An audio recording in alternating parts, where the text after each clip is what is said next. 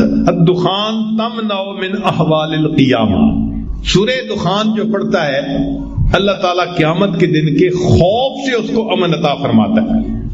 الواقعۃ تمنع الفقر والفاقہ، جو سورہ واقعہ کی تلاوت کرتا ہے اللہ تعالیٰ رزق کی تنگی سے اس کی حفاظت فرماتے ہیں۔ الملک تمنع عذاب القبر، سورۃ الملک تبارک الذی بیدہ الملک، اس کو باقاعدگی کے ساتھ پڑھنا یہ قبر کے عذاب سے انسان کو بچا لیتی ہے۔ الکوثر تمنع خصومۃ الخصما، سورہ کوثر کی جو کثرت کرے تو جو جھگڑا کرنے والے اس کے دشمن ہیں اللہ ان دشمنوں کی دشمنی سے محفوظ فرما لیتے ہیں۔ الکافرون تمنع الکفر عند النزاع، جو سورہ کافرون کو پڑھتا ہے کثرت کے ساتھ اللہ تعالیٰ موت کے وقت کافر بننے سے حفاظت فرما دیتے ہیں۔ الاخلاص تمنع النفاق، جو سورہ اخلاص کی تلاوت کرتا ہے اللہ تعالیٰ اس کو نفاق سے بری فرما دیتے ہیں۔ الفلق تمنع حسد الحاسدین، سورہ فلق کی تلاوت زیادہ کرے گا تو اللہ حاسدوں کے حسد سے بچائیں گے۔ والناس تمنع الوساوس، اور جو انسان سورۃ الناس کی کثرت کرتا ہے اللہ شیطان کے وساوس سے اس کی حفاظت فرماتا ہے۔ اب اللہ کے حبیب صلی اللہ علیہ وسلم نے ہمیں یہ باتیں بتا دی تو ہمیں کس بات کی پریشانی؟ کوئی حسد کرتا ہے، کوئی دشمنی کرتا ہے، کوئی اپنے ہمیں نقصان پہنچانے کی کوشش کرتا ہے، دل میں یقین رکھے نقصان پہنچانے سے بچانے والا زیادہ بڑا ہے۔ جب اللہ پہ توکل رکھیں گے تو اللہ حفاظت فرمائیں گے، اور اگر کوئی آپ کے ساتھ برائی کرے یا زیادتی کرے آپ اللہ کے لیے معاف کر دیں، اللہ کے لیے معاف کر دیں۔ چنانچہ معافی کا ایک عجیب حدیث پاک ذرا سن لیجئے۔ وہ صورت کے انسان کے دنیا اور آخرت کے سب مسئلوں کو حل کرنے والی حدیث پاک میں ہے، من قرأ نہارا کفا ہمہ، جو سورہ یاسین کو دن کے شروع میں پڑھتا ہے اللہ اس کے پورے دن کی پریشانیوں میں اس کی مدد فرماتے ہیں، اس کے اٹکے کاموں کو آسان کر دیتے ہیں۔ ومن قرأھا لیلا غفر ذنبہ، اور جو اس کو رات کے وقت پڑھتے ہیں اللہ اس بندے کے گناہوں کو معاف فرما دیتے ہیں۔ حکیم ترمذی رحمۃ اللہ علیہ فرمایا کرتے تھے اگر کسی بندے کو اپنے دل میں کساوت محسوس ہو، سختی محسوس ہو تو وہ سورہ یاسین شریف کو پڑھے یا اس کو برتن پر زعفران سے لکھ کر اس کو پیے، اللہ تعالیٰ دل کی سختی کو دور کر دیتے ہیں۔ اگر کوئی بندہ اس صورت کو قبرستان میں پڑھے تو اللہ تعالیٰ وہاں کے جو موتا ہیں ان کے اوپر قبر کا عذاب معاف فرما دیتے ہیں۔ فرماتے ہیں کہ اللہ تعالیٰ نے سورہ یاسین کو انسان کے پیدا ہونے سے 1000 سال پہلے پڑھا۔ جب فرشتوں نے سنا تو انہوں نے کہا خوش نصیب ہیں وہ لوگ جن پر یہ سورت اتاری جائے گی، خوش نصیب ہوں گے وہ لوگ جن کے سینوں میں یہ سورت محفوظ ہوگی، اور خوش نصیب ہیں وہ لوگ جن کی زبانیں اس سورت کی تلاوت کریں گی۔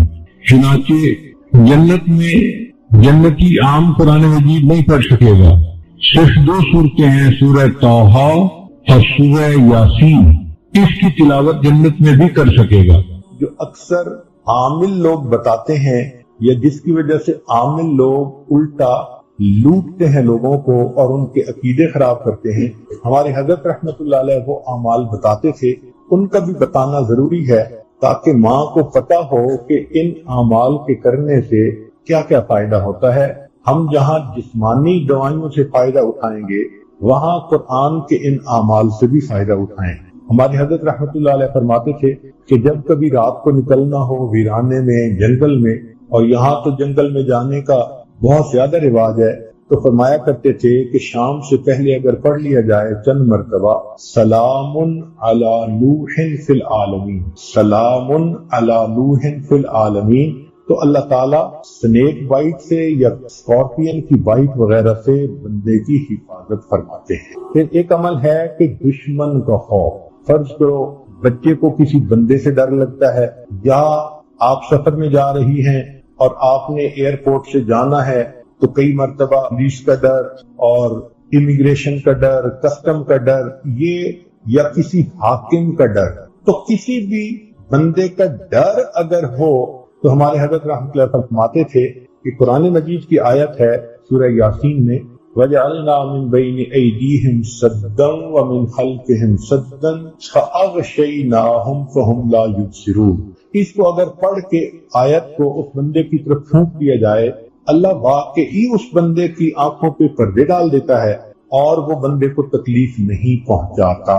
ہم نے اپنی زندگی میں ہزاروں مرتبہ اس آیت کو پڑھ کے آنکھوں سے اس کا فائدہ دیکھا ہے. ایک ہے بچے کو نظر لگ جاتی ہے، اس کو نظر بد کہتے ہیں، یہ لوگوں کو بھی لگ سکتی ہے، اور ہمارا تجربہ یہ ہے کہ سب سے زیادہ نظر بچے کو ماں باپ کی لگتی ہے، کیونکہ وہ خود اس کو پیار محبت سے دیکھتے ہیں تو نظر تو اثر کرتی ہے. العین حق. تو اب اس کے لیے کسی کے پاس جانے کی ضرورت نہیں. قرآن مجید کی ایک آیت ہے، ان اللہ سیبطلہ ان اللہ لا یصلح عمل المفسدین. اس آیت کو 3 مرتبہ پڑھ کے ماں خود بچے کو دم کر دے، روزانہ نظر کا اتارا ہو جائے گا اور بچہ دیکھیں بڑا کام ڈاؤن ہو جائے گا. اکثر بیبی ویسے ہی پیارے لگتے ہیں اور اگر خوبصورت ہوں تو پھر تو اور ہی کچھ بات ہوتی ہے. تو بچے کو رات سوتے ہوئے یا صبح اٹھ کر اگر یہ آیت پڑھ کے 2 دفعہ 3 دفعہ دم کر دیا جائے تو بچے کے اوپر سے بری نظر کا اثر ختم ہو جاتا ہے. ایک ہے کہ پڑھنے والے بچے اسکول میں اچھا پرفارم کریں، اچھے نمبر لیں، گریڈ اچھے لیں، ان کو جو چیزیں یاد کریں وہ یاد ہو جائیں. اس کے لیے قرآن مجید میں الم نشرح لک صدرک ایک سورت ہے، وہ بچے کو یاد کروا دیں اگر بچہ اس عمر کا ہے. اور وہ بچہ پڑھنے سے پہلے، اسٹڈی کرنے سے پہلے، چاہے کلاس میں ہو، چاہے ٹیوشن میں ہو، چاہے ہوم ورک کر رہا ہو، الم نشرح لک صدرک سورت کو پڑھ کے اپنے سینے پہ ایک دفعہ پھونک دے. ہم نے دیکھا ہے کہ بچے کی یادداشت میں بہت امیزنگ فرق آیا. ہم یہ عمل عام طور پر ان بچیوں کو بتاتے ہیں جو حافظ بن رہے ہوتے ہیں، ان کو میمورائزیشن میں پرابلم ہوتی ہے. تو الحمدللہ سینکڑوں حفاظ پر تجربہ کیا ہم نے، اس آیت کو پڑھنے کا ہمیشہ فائدہ ہوتا ہے. 30ویں پارے کی ایک سورت ہے سورۃ الضحیٰ. اکثر لوگوں کو یہ سورت یاد ہوتی ہے اور وہ نماز میں اس کی تلاوت بھی کرتے ہیں، لیکن اس کے معنی اور مفہوم چونکہ سامنے نہیں ہوتے، وہ اس سورت کو پڑھ کر اس کے مضامین سے لطف اندوز نہیں ہو پاتے. آج کی اس مجلس میں اسی سورت سے متعلق کچھ باتیں عرض کرنی ہیں. آپ نے دنیا کی بہت ساری لو سٹوریز سنی ہوں گی، مگر اکثر نفسانی، شیطانی، شہوانی ہوتی ہیں، لہذا ان کا انجام برا ہوتا ہے. قرآن مجید کی یہ سورت بھی ایک لو سٹوری ہے اللہ رب العزت اور ان کے حبیب صلی اللہ علیہ وسلم کے درمیان. اور اس سورت کو ذرا غور سے سمجھنے کی کوشش کریں گی تو آپ کو عجیب باتیں سامنے آئیں گی. یہ سورت نزول کے اعتبار سے 10ویں نمبر پر نازل ہوئی. اس کے نازل ہونے کا بیک گراؤنڈ یہ ہے کہ نبی علیہ الصلوۃ والسلام اللہ رب العزت کی محبت میں تنہائی میں وقت گزارنے کو پسند فرماتے تھے. چنانچہ بخاری شریف کی روایت ہے حبب الیہ الخلا، نبی علیہ الصلوۃ والسلام کو تنہائی سے محبت ہو گئی تھی. دستور ہے کہ محبت انسان کو تنہائی پسند بنا دیتی ہے. جس کو محبت کا روگ لگ جائے وہ چاہتا ہے کہ میں الگ رہوں، محبوب کی سوچوں میں رہوں، مجھے کوئی ڈسٹرب نہ کرے.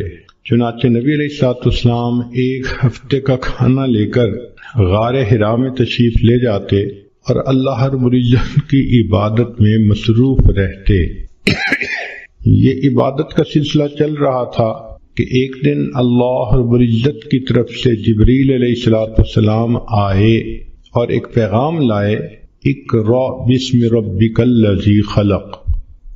یہ باقاعدہ اظہار محبت کا پہلا موقع تھا کہ پروردگار عالم نے اپنے حبیب صلی اللہ علیہ وسلم سے ہم کلامی فرمائی. پھر نبی علیہ الصلوۃ والسلام کو یہ حکم ملا کہ آپ جائیے اور لوگوں کے سامنے میری وحدانیت کو بیان کیجیے. نبی علیہ الصلوۃ والسلام مکہ مکرمہ تشریف لائے اور وہاں آ کر آپ صلی اللہ علیہ وسلم نے اللہ تعالیٰ کی وحدانیت کا تذکرہ فرمایا. چونکہ مکہ مکرمہ میں مشرکانہ ماحول تھا، بیت اللہ شریف کے اندر 360 بت رکھے ہوئے تھے، تو اس ماحول میں توحید کی بات ایک اجنبی سی بات معلوم ہوتی تھی۔ جب یہ بات شروع ہو گئی تو نیک روحیں جو تھیں انہوں نے اس بات کو قبول کیا اور چند لوگوں نے کلمہ پڑھ لیا، مگر مکہ مکرمہ کی جو اکثریت تھی وہ دشمنی پر تل گئی۔ ویسے تو ہر گھر میں یہی تذکرے، ہر مرد کی زبان پہ یہ تذکرے، ہر عورت کی زبان پہ یہ تذکرے، جو کلمہ پڑھتا تھا تو قریش مکہ اس کو تکلیف پہنچاتے تھے، سزائیں دیتے تھے، تو یہ تذکرے ہر کچے اور پکے گھر کے اندر ہوا کرتے تھے۔ قریش مکہ انتظار میں بھی ہوتے تھے کہ دیکھتے ہیں کہ اب اور ان کو کیا پیغام ملتا ہے، اور چونکہ یہ محبت کے پیامبری کا ایک نیا سلسلہ تھا تو نبی علیہ السلام کو بھی انتظار رہتی تھی کہ میرے رب کی طرف سے مجھے کب پیغام ملتا ہے۔ اس کیفیت کو وہی بندہ سمجھ سکتا ہے جو اس پروسیس میں سے گزرا ہو کہ جہاں محبت کا تعلق ہو وہاں سے میسج آنے کا کتنا انتظار ہوتا ہے، اور اگر نہ آئے تو دل میں کتنے وسوسے آتے ہیں، خیالات آتے ہیں، اور انسان کی پریشانی کس حد تک بڑھ جاتی ہے۔ نبی علیہ السلام کے ساتھ یہی معاملہ پیش آیا کہ کچھ عرصہ تو وہی آتی رہی، پھر اچانک بند ہو گئی۔ انتظار مگر کوئی پیغام نہیں آتا، تو جب انتظار کی گھڑیاں لمبی ہو جائیں تو دل بے قرار ہوتا ہے۔ اللہ کے حبیب صلی اللہ علیہ وسلم کا دل مغموم ہے، سوچ میں ہے کہ اللہ رب العزت کی طرف سے اب کیوں پیغام نہیں آ رہا، ظاہرہ کوئی وجہ بھی سمجھ میں نہیں آ رہی۔ اب ایک غمزدہ دل کے سامنے کوئی تانے کی بات کر دی جائے تو غم اور زیادہ ہو جاتا ہے۔ چنانچہ اللہ کے حبیب صلی اللہ علیہ وسلم کے ساتھ یہی ہوا کہ جب کئی دن گزر گئے وحی کے بغیر تو قریش مکہ نے یہ کہنا شروع کر دیا، قد ودعک ربک، ہمیں لگتا ہے کہ تجھے تیرے رب نے چھوڑ دیا، معاذ اللہ۔ اب یہ بات نبی علیہ السلام کے دل پر ایک چوٹ لگا گئی۔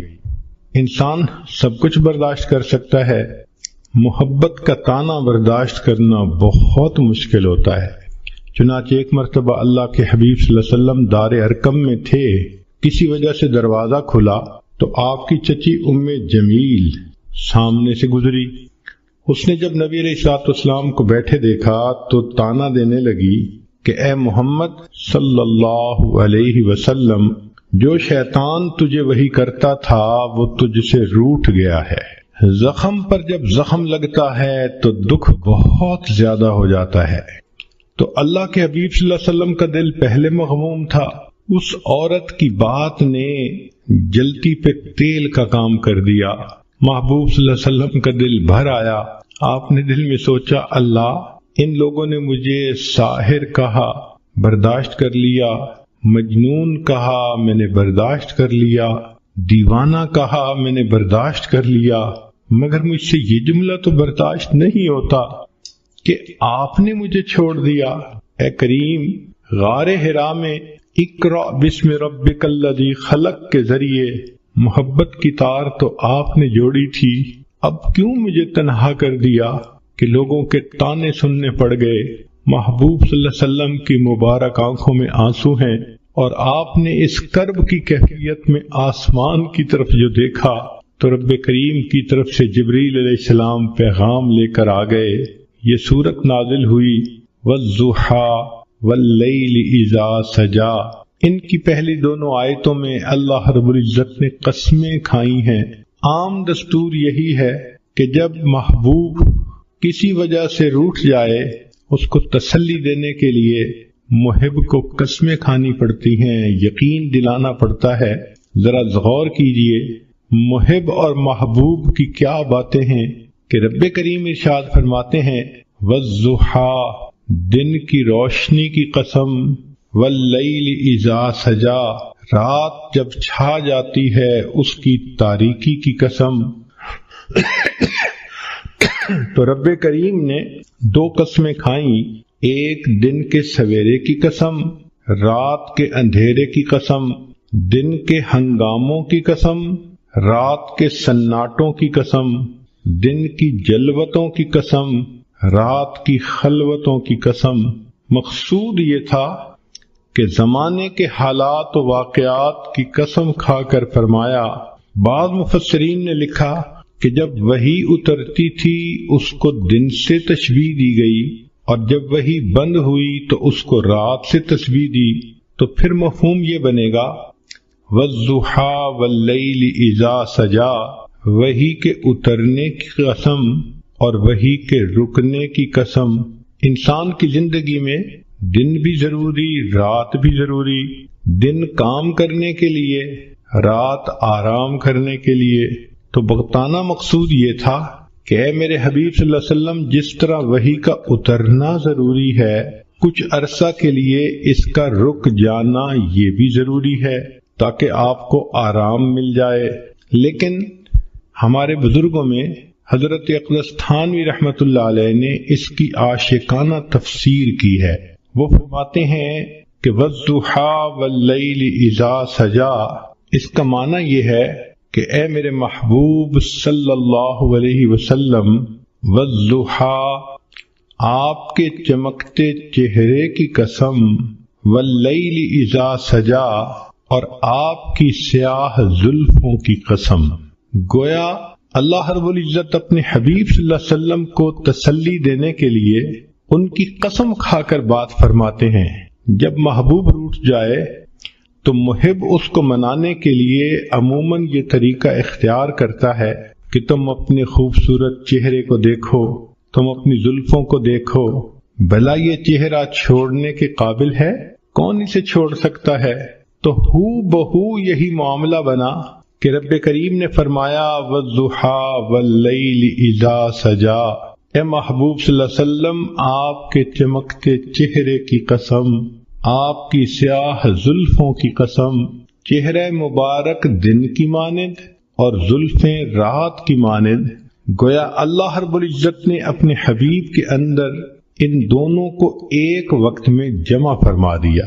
اور ویسے بھی ذرا اگر تفصیلات میں جائیں تو محب اپنے محبوب کے لیے وہ کچھ کرتا ہے جو عام دستور سے ہٹ کر ہوتا ہے۔ نبی علیہ الصلوۃ والسلام کے لیے اللہ رب العزت نے انوکھے معاملات کیے۔ ذرا غور کیجئے کہ آپ کی ذات بابرکات کے اندر سورج کے چمکتے جیسے چہرے کو اور رات کی طرح ضیاء زلفوں کو اکٹھا کر دیا۔ پھر نبی علیہ الصلوۃ والسلام کے لیے اللہ نے قبلتین کو بھی جمع فرما دیا۔ شب معراج میں اللہ رب العزت نے انبیاء اور فرشتوں کو اکٹھا فرما دیا، حتیٰ کہ بیت المقدس میں اللہ رب العزت نے عالم دنیا اور عالم برزخ کے لوگوں کو اکٹھا کر دیا۔ تو محبوب صلی اللہ علیہ وسلم کے لیے اللہ نے ایسے کام کیے جو عام لوگ انہونے سمجھتے ہیں، اور محبت میں تو یہ ہوتا ہی ہے۔ چنانچہ قرآن مجید میں اللہ رب العزت اپنے حبیب صلی اللہ علیہ وسلم کے چہرہ انور کا تذکرہ فرماتے ہیں، زلفوں کا تذکرہ فرماتے ہیں۔ آپ صلی اللہ علیہ وسلم کی پیشانی کو اللہ نے والقمر کہا، آپ صلی اللہ علیہ وسلم کی مبارک آنکھوں کو ما زاغ البصر کہا، آپ صلی اللہ علیہ وسلم کے مبارک ہونٹوں کو اللہ رب العزت نے شفتین کہا، آپ صلی اللہ علیہ وسلم کے مبارک کانوں کو قل اذن خیر کہا، آپ صلی اللہ علیہ وسلم کی زبان مبارک کو لا تحرک بہی لسانک کہا۔ یوں معلوم ہوتا ہے کہ اللہ رب العزت نے اپنے حبیب صلی اللہ علیہ وسلم کے قرآن میں جا بجا تذکرے فرما دیے۔ چنانچہ اس سورت کی یہ پہلی دو آیتیں قسم کھا کر بات کی گئی، وَالضُّحَىٰ وَاللَّيْلِ إِذَا سَجَىٰ۔ یہاں پر ایک بات ذہن میں رکھیں کہ نبی علیہ الصلوۃ والسلام نے ارشاد فرمایا من سجد لغیر اللہ فقد اشرک، جس نے غیر اللہ کو سجدہ کیا اس نے شرک کیا۔ ایک حدیث پاک میں فرمایا من حلف لغیر اللہ فقد اشرک، جس نے غیر اللہ کی قسم کھائی اس نے شرک کیا۔ جس طرح بعض عورتیں اپنی لا علمی کی وجہ سے بیٹے کی قسم کھا لیتی ہیں، یا کچھ مرد عورت کی محبت میں گرفتار ہو کر اس کی قسم کھا لیتے ہیں، تیری قسم، تیرے سر کی قسم، بیٹے کی قسم، شریعت نے ان تمام قسموں کا کھانا منع کر دیا کہ قسم فقط ہم اللہ کے نام کی کھا سکتے ہیں، لیکن خود رب کریم نے اپنے حبیب صلی اللہ علیہ وسلم کی قسم کھائی، اس لیے کہ اللہ رب العزت کو اختیار ہے کہ وہ جو چاہے کرے۔ ذرا غور کیجئے کہ اللہ رب العزت نے نبی علیہ السلام کی عمر کی قسم کھائی، لَأَمْرُكَ، نبی علیہ السلام کے شہر کی قسم کھائی، لا اقسم بهذا البلد وانت حل بهذا البلد، اللہ رب العزت نے نبی علیہ السلام کے زمانے کی قسم کھائی، والعصر، نسبتوں کی قسم کھائی، فلا وربک، لیکن اللہ تعالیٰ نے مخلوق کو منع کر دیا کہ تم کسی کی قسم نہیں کھا سکتے۔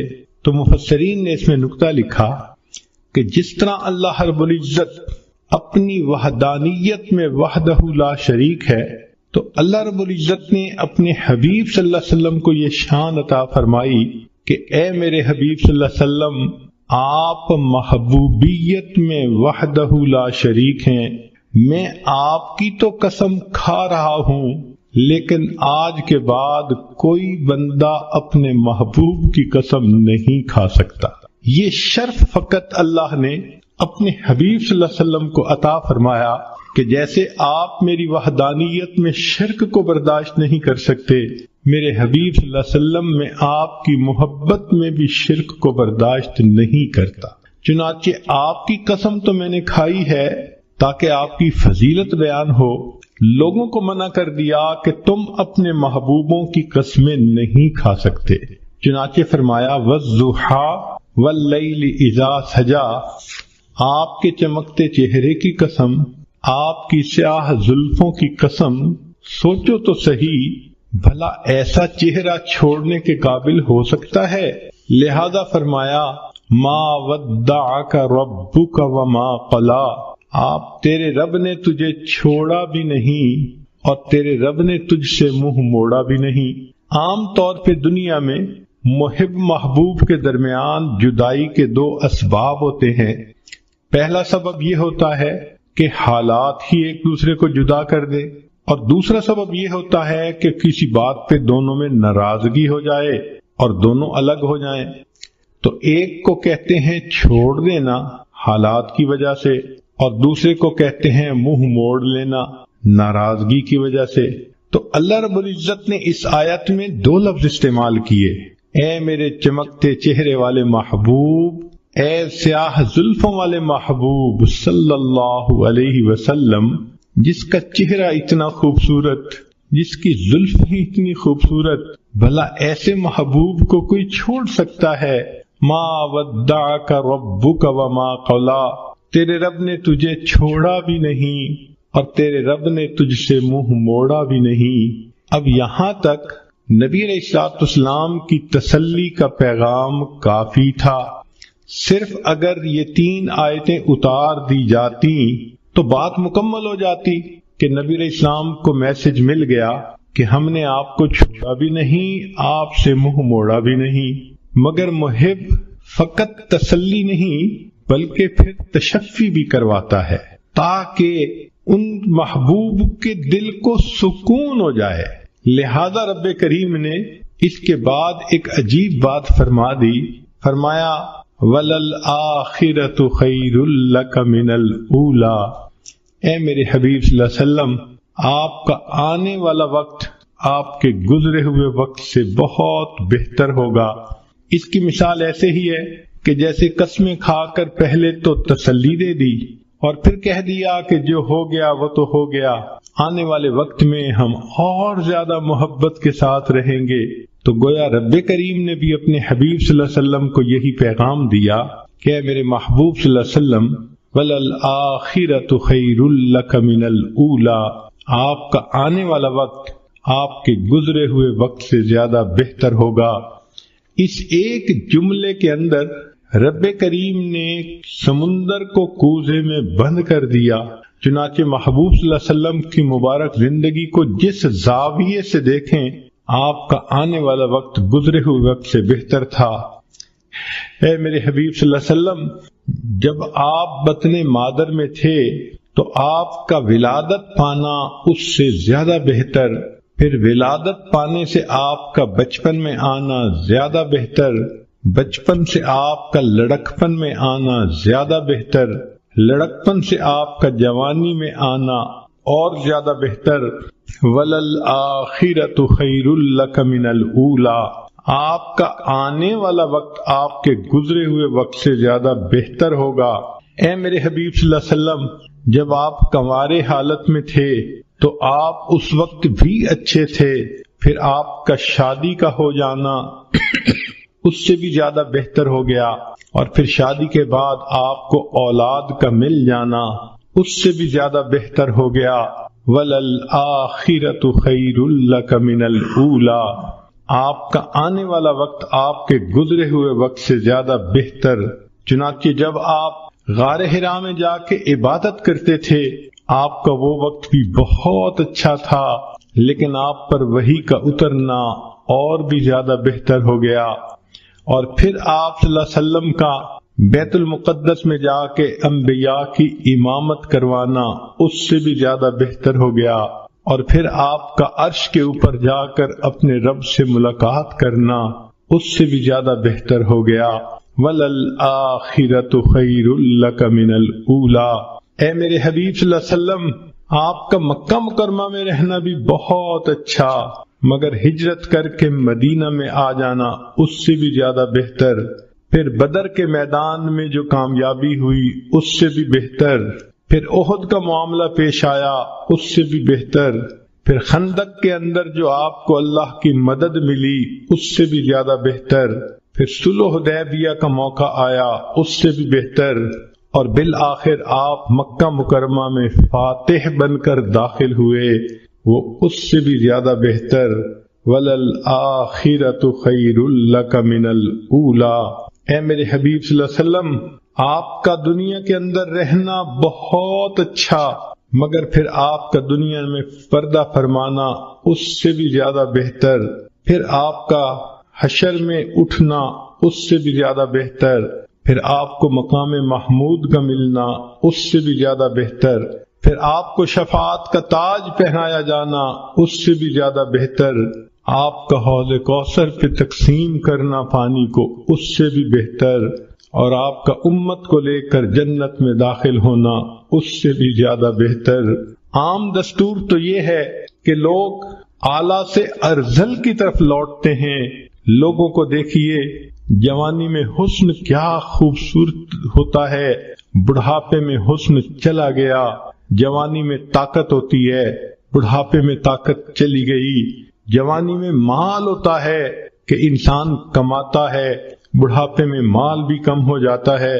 تو عام آدمی کا دستور تو یہی ہے کہ حسن بھی کم ہو گیا، مال بھی کم ہو گیا، طاقت بھی کم ہو گئی، چاہنے والے بھی کم ہو گئے، تو عام انسان حتی یرد الی ارذل العمر، وہ اپنے ارذل کی طرف لوٹتا ہے، اعلیٰ ہوتا ہے، ارذل کی طرف لوٹ جاتا ہے۔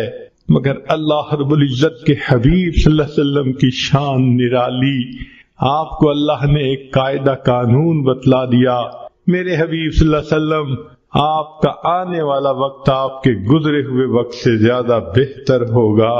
اس میں جو خیر لکا فرمایا تو یہ لکا کا لفظ آپ صلی اللہ علیہ وسلم کی امتیازی شان ہے، آنے والا وقت زیادہ بہتر۔ چنانچہ قیامت کے دن انبیاء پریشان ہوں گے، اللہ کے حبیب صلی اللہ علیہ وسلم اس وقت شفاعت فرمائیں گے اور امت کو لے کر جنت میں تشریف لے جائیں گے۔ کیا شان ہے اس اللہ کے حبیب صلی اللہ علیہ وسلم کی کہ جو ہر لمحے اعلیٰ سے اعلیٰ کی طرف جا رہے تھے، اور واقعی ان کی اللہ رب العزت نے ان کے ساتھ اس معاملے کو پورا کر دکھایا، ان کا آنے والا وقت ان کے گزرے ہوئے وقت سے زیادہ بہتر تھا۔ تو گویا مقصد یہ کہہ دیا، اے میرے حبیب صلی اللہ علیہ وسلم، یہ چھوٹنے والی اور ٹوٹنے والی محبت نہیں، پھلنے پھولنے والی اور مضبوط سے عزبت ہونے والی محبت ہے۔ سبحان اللہ، کیا تسلی کی بات اللہ نے فرما دی تو غور کیجئے کہ ان 4 آیات میں اللہ تعالیٰ نے کام مضمون کو کیسے سمیٹ دیا۔ وَالضُّحَىٰ وَاللَّيْلِ إِذَا سَجَىٰ، اے محبوب صلی اللہ علیہ وسلم آپ کے چمکتے چہرے کی قسم، آپ کی سیاہ زلفوں کی قسم، ما ودعک ربک وما قلا، تیرے رب نے تجھے چھوڑا بھی نہیں، تجھ سے منہ موڑا بھی نہیں، وَلَلْآخِرَةُ خَيْرٌ لَكَ مِنَ الْأُولَىٰ، اور آپ کا تو آنے والا وقت گزرے ہوئے وقت سے زیادہ بہتر ہوگا۔ پھر رب کریم نے آگے ایک اور بات فرما دی جس نے بات کو اور رنگ دے دیا۔ ارشاد فرمایا وَلَسَوْفَ يُعْطِيكَ رَبُّكَ فَتَرْضَىٰ، تیرا رب تجھے اتنا دے گا کہ تو راضی ہو جائے گا۔ محب اپنے محبوب کو اسی طرح تسلی دیتا ہے، میں تجھے اتنا پیار دوں گا، میں اتنا تیرا خیال رکھوں گا، میں اتنا تیرا تعاون کروں گا، تیرا ساتھ دوں گا، پشت پناہی کروں گا۔ وَلَلْآخِرَةُ خَيْرٌ لَكَ مِنَ الْأُولَىٰ، ایک تو آنے والا وقت گزرے وقت سے بہتر ہوگا، اور دوسرا وَلَسَوْفَ يُعْطِيكَ رَبُّكَ فَتَرْضَىٰ، تیرا رب تجھے اتنا دے گا کہ آپ راضی ہو جائیں گے۔ اس آیت مبارکہ سے اللہ کے حبیب صلی اللہ علیہ وسلم کی عجیب شان ظاہر ہوتی ہے۔ ساری دنیا کو دیکھ لیجئے، اللہ کی رضا حاصل کرنے میں سرگرم ہے۔ جس کو دیکھو اللہ کو راضی کرنے کے لیے کوئی سجدے کرتا ہے، کوئی قرآن پڑھتا ہے، کوئی روزے رکھتا ہے، کوئی مجاہدے کرتا ہے، کوئی رات اٹھ کے تہجد پڑھتا ہے، کوئی تسبیحات پھیرتا ہے، کوئی تنہائی میں بیٹھ کے رب کے سامنے ہاتھ اٹھا کے دعائیں مانگتا ہے۔ جس مرد کو دیکھو، جس عورت کو دیکھو، ہر کوئی اللہ کی رضا چاہتا ہے۔ اللہ ہم آپ کو راضی کرنے کے لیے چاہتے ہیں۔ انبیاء کرام کی زندگیوں کو دیکھو، آدم علیہ السلام نے کہا ربنا ظلمنا انفسنا، اس لیے کہ وہ اللہ کی رضا چاہتے تھے۔ نوح علیہ السلام نے طوفان کی حالت میں اللہ کی رضا مانگی۔ یونس علیہ السلام نے مچھلی کے پیٹ میں اللہ کی رضا مانگی۔ ایوب علیہ السلام نے بیماری کی حالت میں اللہ کی رضا مانگی۔ ابراہیم علیہ السلام نے اپنے بچوں کو، بیوی کو ایک وادی غیر ذی زرع میں چھوڑ کر اس سے اللہ کی رضا مانگی۔ یوسف علیہ السلام نے جیل میں جا کر مشقتیں اٹھا کر اللہ کی رضا مانگی۔ یعقوب علیہ السلام نے بیٹے کی جدائی پہ صبر کیا، اللہ کی رضا مانگی۔ موسیٰ کلیم اللہ نے کوہتور پہ جا کر اللہ کی رضا مانگی۔ جس کسی کو دیکھو اللہ کی رضا کا طلبگار ہے۔ سبحان اللہ، اللہ کے حبیب صلی اللہ علیہ وسلم کی کیا شان ہے۔ اللہ فرما رہے ہیں وَلَسَوْفَ يُعْطِيكَ رَبُّكَ فَتَرْضَىٰ، میرے محبوب صلی اللہ علیہ وسلم رب تجھے اتنا دے گا کہ تو راضی ہو جائے گا۔ آج ولی کو دیکھو، ابدال کو دیکھو، کسی قطب کو دیکھو، غوث کو دیکھو، ہر کوئی اللہ کی رضا کا طلبگار ہے۔ آج کسی قاری کو دیکھو، حافظ کو دیکھو، عالم کو، مجتہد کو، محدث کو، ہر کوئی اللہ کی رضا کا طلبگار ہے۔ آج کے دور میں ہر امیر، ہر غریب، ہر گولا اور کالا، ہر عربی اور اجمی، ہر مرد اور عورت اللہ کی رضا کے طلبگار ہیں، مگر اللہ رب العزت فرماتے ہیں میرے محبوب صلی اللہ علیہ وسلم پوری کائنات میری رضا کی طلبگار، اور میں پروردگار تجھے راضی کرنے کا طلبگار۔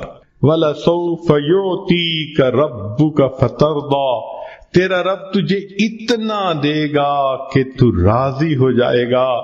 محبوب آپ کی مراد کو میں پورا کروں گا، اور اللہ رب العزت نے واقعی ایسا کر کے دکھا دیا۔ چنانچہ محبوب صلی اللہ علیہ وسلم نے انگلی کا اشارہ کیا، اللہ نے چاند کو 2 ٹکڑے کر کے دکھا دیا۔ محبوب صلی اللہ علیہ وسلم کے ہاتھ اٹھتے ہیں، اللہ بارش برسا دیتے ہیں۔ محبوب صلی اللہ علیہ وسلم کی زبان سے ابو ہریرہ عنہ کی والدہ کی ہدایت کی دعا نکلتی ہے، ابو ہریرہ عنہ کے پہنچنے سے پہلے اللہ ان کی والدہ کو ہدایت دے دیتے ہیں۔ محبوب صلی اللہ علیہ وسلم کعبہ کی چوکھٹ پکڑ کے دعا مانگتے ہیں، اللہ عمر عنہ کو ایمان کی سعادت دے دیتے ہیں۔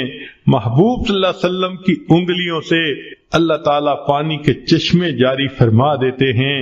گویا بتلانا یہ محبوب مقصود تھا، اے میرے محبوب دیکھو ساری کائنات میری رضا چاہتی ہے اور میں آپ کو اپنا محبوب بنا چکا، لہذا میں آپ کو اتنا دوں گا، وَلَسَوْفَ يُعْتِيكَ رَبُّكَ فَتَرْضَى، کہ آپ راضی ہو جائیں گے۔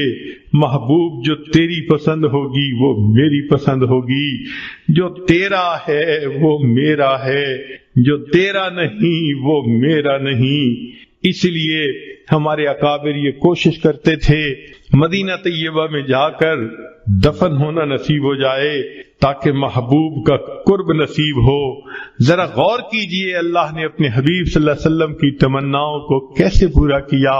ایک نماز 4 رکعت کی ہے، 2 رکعت پڑھی، اللہ رب العزت نے نماز کے ختم ہونے کا انتظار نہیں کیا، عین دوران نماز میں وحی فرما دی، اب آپ کے لیے قبلہ کو ہم نے تبدیل کر دیا گیا۔ چنانچہ نبی علیہ السلام نے 2 رکعت پہلے قبلے کی طرف پڑھی اور دوسری رکعت دوسرے قبلے کی طرف پڑھی۔ سبحان اللہ، جب نبی علیہ السلام کو اللہ نے راضی کرنے کا فیصلہ فرما دیا تو محبوب کی امت کے لیے یہ بہت بڑی خوشخبری ہے۔ نبی علیہ السلام پر جب یہ آیت اتری تو محبوب صلی اللہ علیہ وسلم نے فرمایا کہ اللہ تعالیٰ نے فرمایا ہے میں تجھے راضی کر دوں گا۔ فرمایا میں اس وقت تک راضی نہیں ہوں گا جب تک میرا آخری امتی بھی جنت میں داخل نہیں ہو جائے گا۔ یہ کتنی بڑی خوشخبری ہے امت کے لیے کہ رب کریم نے اپنے محبوب صلی اللہ علیہ وسلم کو راضی کرنے کا وعدہ فرما لیا اور محبوب صلی اللہ علیہ وسلم نے بتلا دیا میں اس وقت تک راضی نہیں ہوں گا جب تک کہ میرا آخری امتی بھی جنت میں نہیں چلا جائے گا۔ تو رب کریم نے اپنے حبیب صلی اللہ علیہ وسلم کو راضی کرنے کے لیے قرآن مجید میں خوشخبری عطا فرما دی، بلکہ محبوب صلی اللہ علیہ وسلم کے جو یار غار تھے ان کو بھی راضی کرنے کا تذکرہ قرآن میں فرما دیا، وَلَسَوْفَ يَرْضَى، قیامت کے دن وہ اللہ سے اس کو راضی کر دیا جائے گا۔ چنانچہ نبی علیہ السلام کی یہ شان ہے کہ جو آپ صلی اللہ علیہ وسلم کی اتباع کرے گا اللہ رب العزت دنیا میں بھی اس بندے کی پشت پناہی فرمائیں گے، آخرت میں بھی پشت پناہی فرمائیں گے، اور پھر جنت میں اس کو داخلہ دے کر بالآخر راضی فرما دیں گے۔ یہ اللہ رب العزت کا معاملہ ہے۔ چنانچہ یہاں تک بات مکمل ہو گئی، وَالضُّحَىٰ وَاللَّيْلِ إِذَا سَجَىٰ مَا وَدَّعَكَ رَبُّكَ وَمَا قَلَىٰ وَلَلْآخِرَةُ خَيْرٌ لَكَ مِنَ الْأُولَىٰ وَلَسَوْفَ يُعْطِيكَ رَبُّكَ فَتَرْضَىٰ، تیرا رب تجھے اتنا دے گا کہ تو بس کرے گا۔ سبحان اللہ، اللہ رب العزت کی کتنی عنایات ہیں اپنے حبیب صلی اللہ علیہ وسلم کے اوپر۔ پھر اس کے بعد جب محب اپنے محبوب کو تسلی کی باتیں کر دیتا ہے، اکثر ہم نے دیکھا کہ گزشتہ احسانات کے تذکرے بھی کرتا ہے، وہ بھی باتیں یاد دلاتا ہے کہ دیکھو تم بھول گئے، میں نے تو یہ بھی کیا تھا، میں نے تو یہ بھی کیا تھا، کیوں ناراض ہوتے ہو، کیوں غمزدہ ہو رہے ہو، تمہیں یاد نہیں کہ میں نے تو یہ بھی کر دیا تھا۔ بالکل اسی طرح رب کریم نے یہ باتیں فرمانے کے بعد 3 گزشتہ احسانات کا تذکرہ فرمایا۔ پہلی بات فرمائی، الم یجدک یتیما فآوا، کیا ہم نے آپ کو یتیمی کی حالت میں نہ پایا اور پھر ہم نے آپ کو ٹھکانہ دیا۔ سبحان اللہ، اس دنیا میں یتیم کا سایہ چھن جایا کرتا ہے، بے سایہ بچے کو یتیم کہا جاتا ہے، لہذا کوئی اس کی تربیت نہیں کرنے والا ہوتا، کوئی یتیم بچے کو قریب نہیں آنے دیتا، لہذا وہ فتنوں کا سبب بھی بنتے ہیں، فتنوں کا شکار بھی ہو جاتے ہیں۔ نبی علیہ الصلوۃ والسلام کو اس دور یتیمی سے گزرنا پڑا۔ آپ صلی اللہ علیہ وسلم کی دنیا میں تشریف آوری سے پہلے آپ کے والد گرامی دنیا سے وفات پا گئے۔ آپ نے واقعہ تو سنا ہی ہوگا کہ جب حضرت عبداللہ کی شادی ہوئی تو اس وقت ان کی عمر 18 سال تھی، بی بی آمنہ کی عمر 16 سال تھی۔ شادی کے تھوڑے ہی دنوں کے بعد حضرت عبداللہ کو تجارتی قافلے کے ساتھ شام جانا پڑا۔ شادی کے ابتدائی دنوں میں میاں بیوی کا ایک دوسرے سے جدا ہونا بہت مشکل کام ہوتا ہے۔ چنانچہ جب حضرت عبداللہ جانے لگے، بی بی آمنہ بھی غمزدہ ہیں، حضرت عبداللہ بھی اداس ہیں۔ فرماتے ہیں کہ آمنہ میں جا رہا ہوں، جلدی واپس آؤں گا، جب میں واپس آؤں تو تم دروازے کے قریب آ کر میرا استقبال کرنا، میں تمہارے لیے بہت اداس ہوں گا۔ بی بی آمنہ نے وعدہ فرما لیا۔ حضرت عبداللہ تجارتی قافلے کے ساتھ تشریف لے گئے۔ جب تجارتی قافلہ واپس آنے لگا شام سے، راستے میں حضرت عبداللہ کو بخار ہو گیا۔ مدینہ طیبہ پہنچے، وہ آپ کے سسرال کی جگہ تھی بنی زہرہ۔ انہوں نے کہا کہ آپ کو اتنا بخار ہے، آپ ابھی سفر نہ کریں، یہیں رہ جائیں، ہم آپ کی تیمارداری کریں گے، ہم آپ کو دوا دارو دیں گے، صحت مند ہو جائیں گے تو آپ دوبارہ سفر کر لینا۔ چنانچہ قافلہ رک نہ سکا، مکہ مکرمہ کی طرف چل پڑا۔ حضرت عبداللہ مدینہ طیبہ میں رہ گئے۔ جب وہ قافلہ مکہ مکرمہ میں پہنچا، مکہ مکرمہ کے ہر گھر میں خوشیاں تھیں، عورتوں نے بچوں کو تیار کر رکھا تھا، دھلے کپڑے پہنائے تھے، خود بھی تیار تھیں، کھانے بھی تیار تھے، مہمانوں کے آنے کی انتظار تھی، ہر گھر میں خوشی کا سما نظر آتا تھا، انتظار کی گھڑیاں ختم ہونے کو لگ رہی تھیں۔ چنانچہ بی بی آمنہ بی اپنے پیارے شوہر سے وعدہ کیا تھا، میں دروازے کے قریب آ کے کھڑی ہوں گی تاکہ آپ آئیں تو میں دروازے پہ آپ کو اہلم و سہلا کہہ کے استقبال کروں۔ بی بی آمنہ وعدہ کے مطابق دروازے کے قریب آ گئیں۔ کب میرے میاں آئیں گے، دروازہ کھولیں گے تو میں ان کو پیار بھری محبت بھری نظروں سے استقبال کے الفاظ کہوں گی۔ بی بی آمنہ انتظار کرتی رہتی ہیں۔ اس وقت ان کی کیفیت عجیب تھی، لیکن حضرت عبداللہ قافلے میں چونکہ نہیں آئے تھے، سارے قافلے کے لوگ اپنے اپنے گھروں کو چلے گئے، حضرت عبداللہ نہ آئے۔ جب بی بی آمنہ نے معلوم کروایا، پتہ چلایا کہ وہ تو مدینہ طیبہ میں بیمار ہیں، بی بی آمنہ اور غمزدہ ہو گئیں۔ نبی علیہ السلام کے بعد رشتہ داروں نے کہا ہم جاتے ہیں اور عبداللہ کو لے کے آتے ہیں۔ چنانچہ وہ وہاں سے مدینہ طیبہ گئے ان کو لانے کے لیے، مگر اللہ رب العزت کو کچھ اور ہی منظور تھا۔ مدینہ طیبہ میں حضرت عبداللہ کا انتقال ہو گیا، بالآخر ان کو وہاں دفن کر دیا گیا۔